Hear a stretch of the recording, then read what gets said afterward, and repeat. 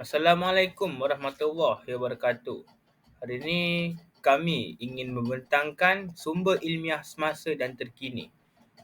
Kami ingin menganalisis satu artikel dalam jurnal yang telah kami cari dalam platform Google Scholar, iaitu salah satu enjin carian jurnal atau mana-mana artikel. Pengenalan penulisan akademik.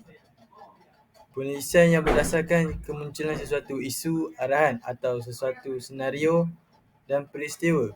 Cerdasan fikiran untuk menulis boleh berdasarkan peristiwa yang diperhatikan, maklumat yang diterima, perkara yang dipikirkan, gejolak dirasakan, penemuan baharu daripada penyelidikan atau fakta yang diperoleh daripada bacaan. Istilah penulisan akademik ini memberi gambaran umum sebagai hasil penulisan ilmiah yang bersifat formal daripada berbagai aspek, merangkumi format, gaya dan laras bahasa yang digunakan. Analisis keutuhan wacana. Terdapat 5 iaitu definisi wacana, konsep keutuhan wacana, analisis keutuhan wacana dan artikel, kejelasan dalam penulisan, kemahiran membuat rujukan. Definisi wacana. Menurut Asma Haji Omar 1986, wacana ialah keseluruhan pelahiran bahasa oleh penutur atau penulis, iaitu sistem bahasa dan unsur-unsur luar daripada sistem bahasa yang menyumbang ke arah menjadikan pertuturan dan tulisan berkenaan sebagai sesuatu yang bermakna dalam berkomunikasi. Mengikut kefahaman saya, definisi wacana ni adalah satu aturan ataupun sistem bahasa yang digunakan dalam berkomunikasi untuk membuat satu komunikasi ataupun berhubungan antara satu sama lain untuk menjadi lebih bermakna. Di dalam konsep keutuhan wacana terdapat 4, iaitu yang pertama, keutuhan semantik, yang kedua, keutuhan leksikal, yang ketiga, keutuhan gramatikal dan yang terakhir, keutuhan fonologi.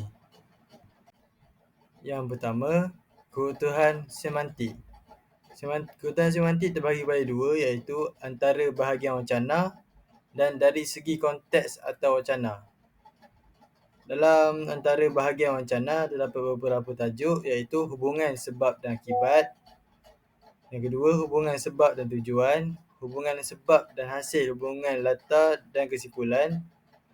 Yang terakhir, hubungan memperkuat isi. Dari segi konteks atau wacana pula, tajuk yang kekecilnya ialah kesalahan tajuk atau topik. Yang kedua, hubungan sosial antara penutur dan pendengar. Dan yang ketiga, laras bahasa yang sesuai digunakan. Di bawah tajuk keutuhan semantik terdapat hubungan sebab dan akibat. Contoh ayat hubungan sebab dan akibat ini seperti dalam slide ini, ia bertujuan untuk menangani sesuatu masalah atau menyelesaikan isu yang timbul dalam masyarakat. Oleh sebab itu, dasar awam yang dibuat oleh kerajaan Malaysia mempunyai matlamat masing-masing dan tujuan-tujuan tertentu. Di sini perkataan hubungan sebab dan akibat ni seperti yang di-highlight ini, oleh sebab itu. Itu adalah unsur utama dalam hubungan sebab dan akibat. Contoh ayat yang kedua pula, oleh sebab itu dasar yang dilaksanakan dan gaya kepimpinan yang dibawa oleh Dr. Mahathir banyak mempengaruhi perubahan sikap dan paradigma penjawat awam. Perkataan ini sama di ayat contoh pertama, oleh sebab itu adalah unsur utama dalam hubungan sebab dan akibat. Yang seterusnya, hubungan sebab dan tujuan. Contoh ayat, ia bertujuan untuk menangani sesuatu masalah atau menyelesaikan isu yang timbul dalam masyarakat. Oleh sebab itu, dasar awam dibuat oleh kerajaan Malaysia mempunyai matlamat masing-masing dan tujuan tertentu. Perkataan yang kita perlu fokus ialah yang saya highlight ini, bertujuan untuk. Perkataan ini merupakan unsur utama dalam hubungan sebab dan tujuan. Jadi, jika kita ingin membuat ayat berdasar untuk menggunakan hubungan sebab dan tujuan, kita perlulah mempunyai perkataan yang seperti untuk,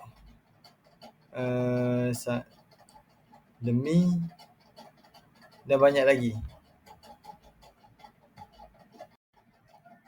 Hubungan yang ketiga ialah hubungan memperkuat isi. Contoh ayat, misi dan matlamat Dr. Mahathir sangat jelas, iaitu memodenkan sistem pentadbiran dan perkhidmatan awam di Malaysia yang secara langsung memberikan penekanan kepada perubahan tingkah laku di kalangan penjawat awam, perubahan daripada segi struktur dan prosedur dalam perkhidmatan awam. Jika kita lihat dalam teks ini, perkataan sangat jelas adalah perkataan memperkuat isi. Perkataan untuk memperkuat isi seperti di dalam artikel ini sangat jelas.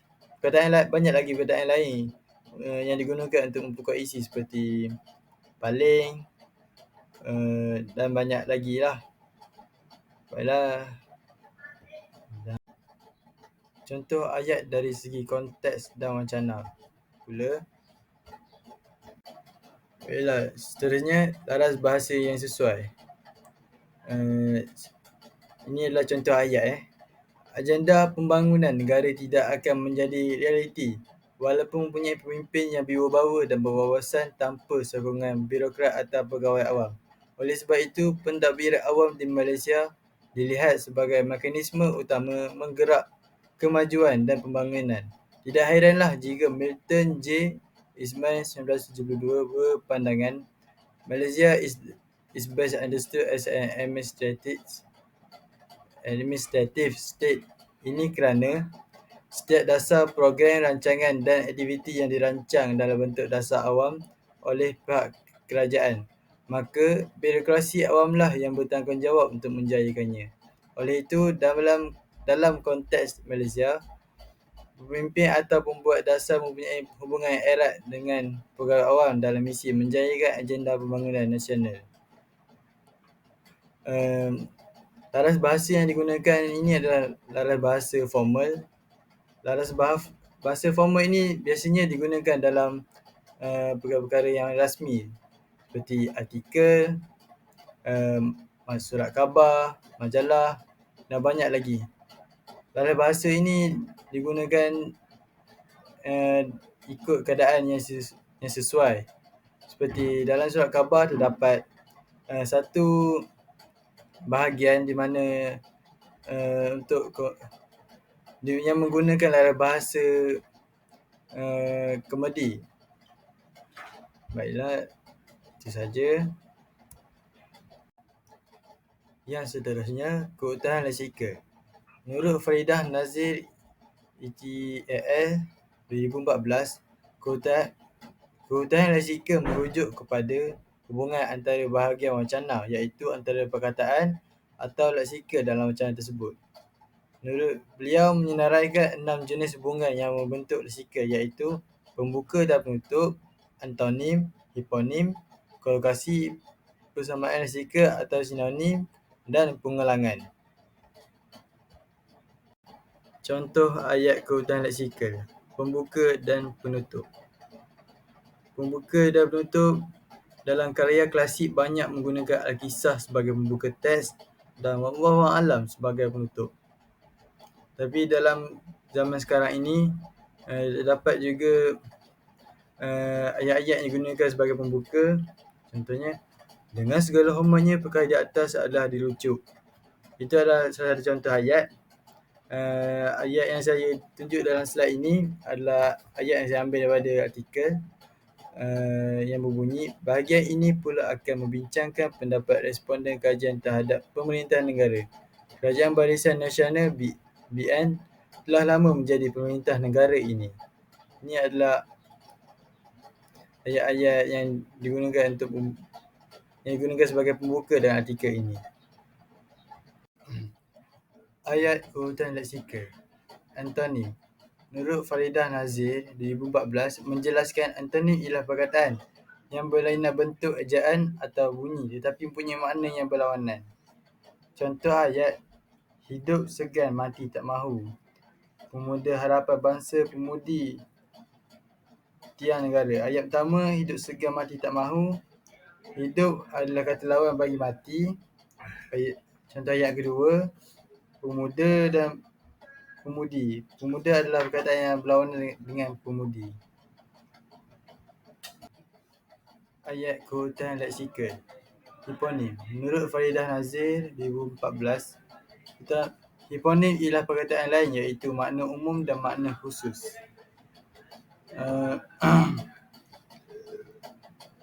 Husin Fatih 2016 menjelaskan bahawa hiponim ditakrifkan sebagai suatu perkataan yang memberi makna kepada suatu perkataan yang lain. Contoh ayat, lebih 20,000 pokok daripada 77 spesies bunga termasuk orkid adalah perkataan termasuk orkid digunakan bagi menyelahkan keindahan konsep Miracle Garden yang mewarnai laman florikultur. Antara jenis orkid yang dipamerkan ialah Miniature Oncidium, Vanda, Oncidium, Miltonia dan Librobium. Dalam contoh ayat ini, orkid adalah perkataan yang membawa makna umum, manakala Miniature Oncidium dan banyak lagi adalah perkataan nama yang membawa makna khusus. Baiklah. Seterusnya, kolokasi. Menurut Faridah Nazir 2014, kolokasi merujuk kepada hubungan dan kedudukan atau kewujudan antara satu perkataan dengan yang lain dalam satu susunan. Contoh ayat kehutanan leksikal, persamaan leksikal atau sinonim. Contoh ayatnya, aspek kepimpinan sangat penting di peringkat pentadbiran dan parti politik. Ini kerana pemimpin dalam parti politiklah yang akan menjadi pemimpin di peringkat kerajaan nasional jika memenangi pilihan raya. Oleh sebab itu, nilai-nilai kepimpinan seperti di sini dapat lihat persamaan leksikal atau sinonim. Contoh ayat ini menunjukkan perkataan kepimpinan dan pemimpin. Kepimpinan dan pemimpin adalah perkataan yang datang dari perkataan yang sama iaitu kata dasarnya ialah pimpin. Perkataan kepimpinan dan pemimpin adalah dari perkataan yang sama iaitu pimpin, tetapi digunakan dalam bentuk yang berlainan. Perkataan kepimpinan dan pemimpin dikatakan mempunyai persamaan leksikal atau sinonim kerana masih merujuk kepada maksud yang sama walaupun menunjukkan bentuk ejaan dan bunyi yang berbeza.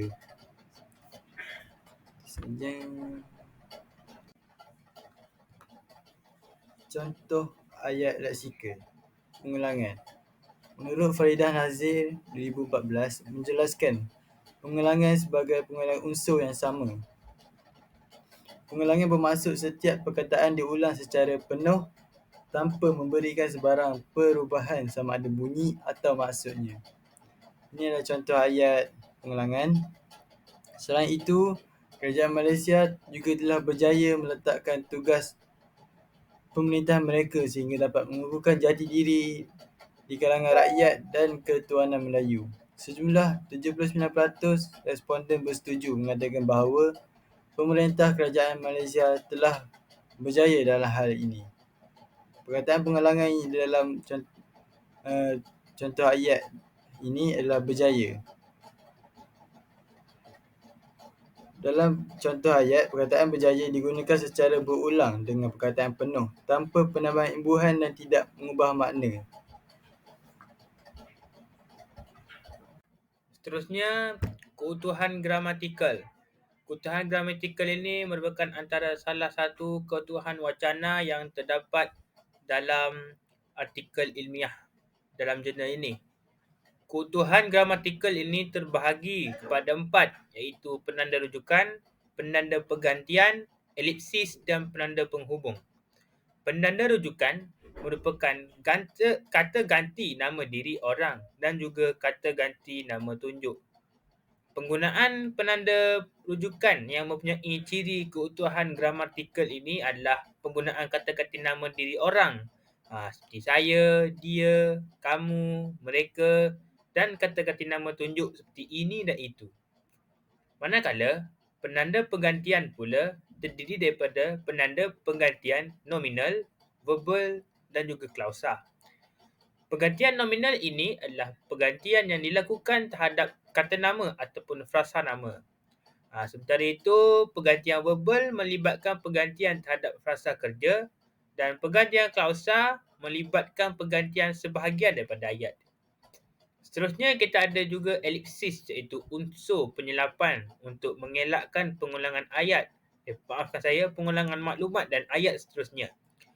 Pengguguran kata atau frasa yang telah nyatakan dalam ayat sebelumnya juga merupakan satu elipsis. Yang terakhir sekali, kita ada juga penanda penghubung yang berfungsi menjalinkan perkataan dengan perkataan, frasa dengan frasa, klausa dengan klausa dan juga ayat dengan ayat. Berikut merupakan antara contoh-contoh keutuhan gramatikal yang dapat saya temui dalam artikel yang berjudul Politik Pentadbiran di Malaysia. Kita tengok pada contoh yang pertama iaitu pada ayat dalam pilihan raya. Pengundi mempunyai hak dan berkuasa untuk memilih pemimpin mereka.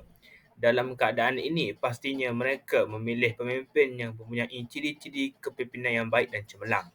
Okey, di sini penggunaan kata mereka itu adalah penggunaan kata ganti nama yang menggantikan untuk kata pengundi. Di sini juga kita dapat melihat perkataan selain yang menghubungkan antara ayat yang pertama iaitu menghubungkan klausa yang pertama iaitu pemimpin yang mempunyai ciri-ciri kepimpinan baik dan cemerlang dan juga klausa yang kedua iaitu mempunyai nilai-nilai yang dibincangkan di atas. Kita tengok pada contoh yang kedua pula iaitu ayat ini. Aspek kepimpinan sangat penting di peringkat pentadbiran. Ini kerana pemimpin dalam parti politiklah yang akan menjadi pemimpin di peringkat kerajaan nasional. Di sini, penggunaan kata ini iaitu kata ganti nama yang kata ganti tunjuk menggantikan kata aspek kepimpinan sangat penting supaya tidak berlaku pengulangan ayat yang melampau. Contoh yang ketiga pula ialah berdasarkan dapatan kajian, jelas menunjukkan rakyat bersetuju dengan pemerintahan negara ketika ini. Ini kerana dasar program dan rancangan-rancangan yang telah dibuat oleh pihak kerajaan telah banyak memberi faedah dan selainnya. Di sini juga contoh 3 sama dengan contoh 2 iaitu penggunaan kata ini sebagai penggantian kepada kata rakyat bersetuju. Okey, pada contoh yang keempat, kita dapat lihat penanda wacana selain itu, dalam pada itu dan sementara itu. Kata-kata ini merupakan penanda penghubung. Penanda penghubung pula terbahagi kepada 4 iaitu penanda penghubung ketika atau masa yang seringkali kita gunakan seperti contoh kata pertama, seterusnya, kemudian, selepas itu. Itu merupakan antara contoh-contoh penghubung ketika atau masa. Selain itu, kita juga ada penghubung sebab atau musabab seperti kerana, oleh itu, oleh hal yang demikian, oleh sebab itu dan sebagainya. Kita juga ada penanda sebaliknya atau tentangan seperti contoh namun begitu, sebaliknya, tetapi dan kita juga ada penanda penghubung tambahan iaitu yang terdapat dalam contoh ini seperti selain itu, di samping itu, dalam pada itu, lebih-lebih lagi dan sebagainya. Kita juga ada keutuhan fonologi sebagai satu keutuhan wacana yang terdapat dalam artikel ilmiah dalam jurnal. Keutuhan fonologi ini dilihat dari segi hentian suara, nada suara dan juga intonasi suara. Hentian suara ini dia berfungsi sebagai perbandingan antara dua maksud yang berbeza dalam satu ayat yang sama. Kebiasaannya hentian suara ini kita menggunakan tanda noktah sebagai hentian suara dalam wacana tulisan. Selain itu, nada suara juga berperanan dalam membezakan ayat yang dinyatakan mengikut beberapa situasi atau keadaan. Nada suara ini juga boleh dijadikan sebagai satu perasaan ataupun satu intonasi ayat itu, di mana ayat itu boleh menimbulkan suatu rasa, seperti rasa marah, rasa gembira. Nada suara ini memainkan peranan yang sangat penting dalam suatu wacana. Di samping itu, kita juga ada intonasi suara yang berperanan penting sebagai penanda atau pemisah frasa dan berfungsi untuk membezakan struktur ayat. Kebiasaannya dalam wacana tulisan, alat-alat tersebut ialah tanda-tanda baca seperti noktah, koma, tanda soal, titik bertindih dan sebagainya. Di sini merupakan contoh keutuhan fonologi yang terdapat dalam artikel. Saya ambil satu contoh sahaja kerana keutuhan fonologi ini lazim ditemui di mana-mana artikel ataupun pada mana-mana ayat. Kita dapat mengkategorikan ataupun menganalisis atau juga mengecam bahawa itu merupakan satu keutuhan fonologi, kerana keutuhan fonologi dalam wacana tulisan ini adalah berupa tanda baca. Okey, saya ambil contoh ayat ini. Isu kesetiaan, accountability, ketelusan, sikap responsif dan beretika di kalangan pegawai awam menjadi pemangkin kepada pencapaian hasrat kerajaan yang diterjemahkan ke dalam pelbagai dasar dan program.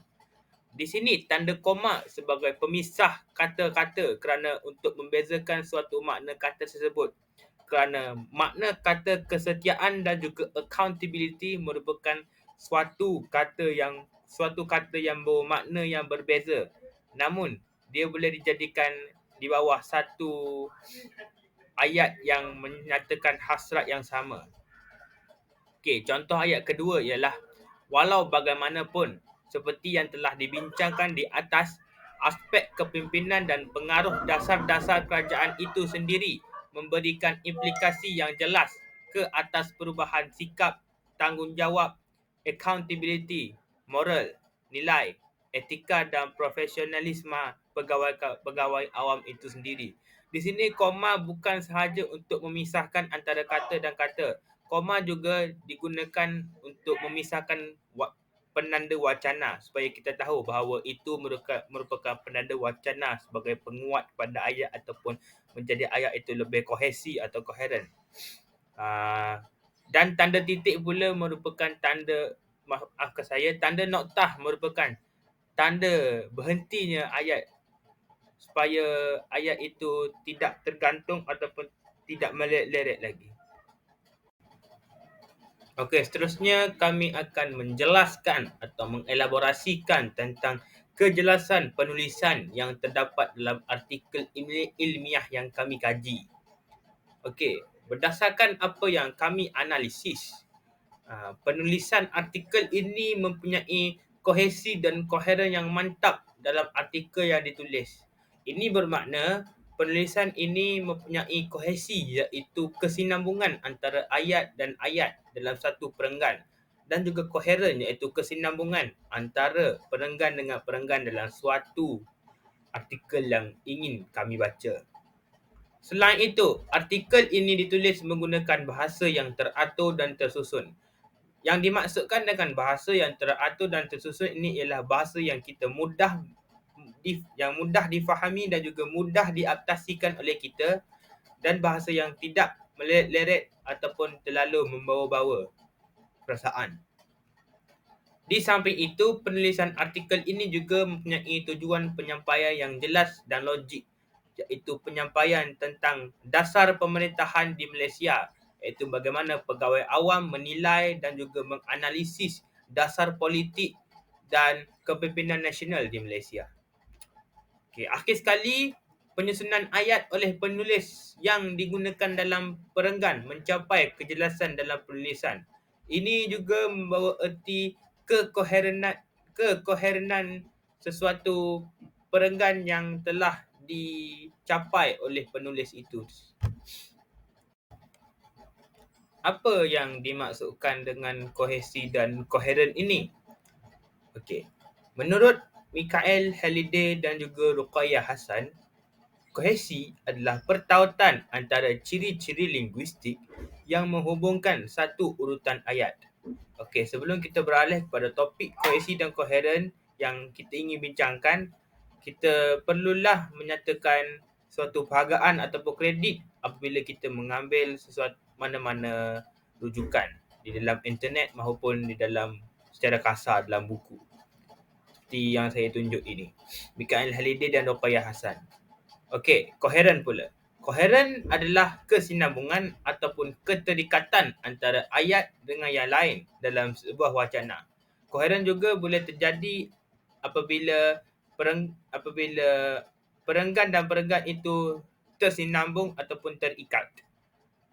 Kohesi dan koheren ini memainkan peranan yang penting dalam menjana suatu penulisan akademik yang dapat dipahami oleh semua masyarakat ataupun yang dipahami oleh pembaca yang ingin mengetahui aspek atau konten yang mereka mahu baca. Ini merupakan satu contoh kohesi dan koheren yang terdapat dalam artikel. Okey, untuk pengetahuan anda, petikan ini merupakan satu petikan yang penuh. Dia saling berkait tiga perenggan ini. Okey, seperti kita ambil contoh kohesi dulu. Okey, peranan seorang pemimpin sangat penting. Bukan sahaja dari segi kemahiran, pengetahuan, kelulusan dan karismanya yang perlu ada, tetapi nilai-nilai seperti disebutkan di atas. Ini kerana di Malaysia, keupayaan dan komitmen para pemimpin telah berjaya, telah mengangkat martabat Malaysia di mata dunia.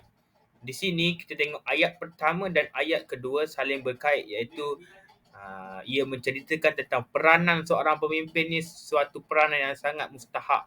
Jadi ayat kedua pula dia mengelaborasikan ataupun dia menerangkan secara terperinci lagi mengapakah peranan seorang pemimpin ini sangat penting. Ini merupakan satu contoh kohesi di mana ayat dan ayat itu tersinambung. Okey, kita masuk pada contoh koheren pula. Kita ambil satu ayat daripada perenggan pertama, satu ayat pada perenggan kedua dan satu ayat pada perenggan ketiga. Okey, peranan seorang pemimpin sangat penting. Bukan sahaja dari segi kemahiran, pengetahuan, kelulusan dan karismanya yang perlu ada, tetapi nilai-nilai yang disebutkan di atas. Bakal calon parti politik yang ingin bertanding juga perlu menjauhi kualiti-kualiti kepimpinan yang negatif. Oleh sebab itu, kepimpinan nasional sentiasa dinilai dan diperhatikan oleh setiap lapisan masyarakat, terutama sekali melalui dasar-dasar yang telah diperkenalkan. Di sini kita dapat melihat bahawa antara perenggan dan perenggan itu mempunyai sinambungnya ayat-ayat mereka, kerana seluruh perenggan ini menceritakan tentang pemimpin. Apabila satu contoh ayat yang tidak kohesi ialah peranan seorang pemimpin sangat penting. Ini kerana saya pergi ke sekolah. Itu antara satu contoh yang kita sebenarnya pun tak faham apa yang ingin disampaikan sebenarnya. Jadi kohesi itu ialah bagaimana ayat itu mengikut urutan yang sesuai. Dan contoh koheren yang tidak menepati koheren yang sebenar ialah apabila perenggan satu menceritakan tentang pemimpin, namun perenggan kedua menceritakan selain daripada pemimpin. Mungkin tentang ayam goreng ke, apa ke, kita pun tak tahu. Jadi itulah antara contoh kohesi dan koheren yang terdapat dalam setiap artikel ilmiah, yang terutamanya artikel ilmiah yang kami kaji ini. Ini adalah antara sumber rujukan yang kami ambil. Kami menggunakan sistem American Psychological Association APA untuk membuat sumber rujukan ini. Beberapa perkataan perlu dikenal pasti semasa menulis rujukan dalam teks. Yang pertama, sitasi. Sitasi adalah nama-nama penulis atau sumber yang dinyatakan dalam penulisan hasil karya. Di rujukan yang pertama, Nurin Tihani. Kemudian kedua, rujukan senarai maklumat rujukan untuk nama-nama yang telah dinyatakan dalam petikan karya yang muncul di akhir penulisan. Yang ketiga, bilangan rujukan. Bilangan rujukan harus sama dengan bilangan sitasi yang dinyatakan. Contoh, sekiranya ada 3 jenis sitasi berlainan, maka perlu ada maklumat rujukan untuk 3 sitasi berkenaan.